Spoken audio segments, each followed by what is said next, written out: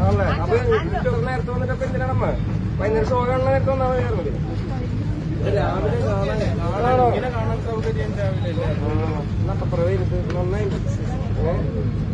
ഇപ്പൊ കാണാട്ടാ. ഈ പരിപാടി കേട്ടാ. വരാട്ടെ.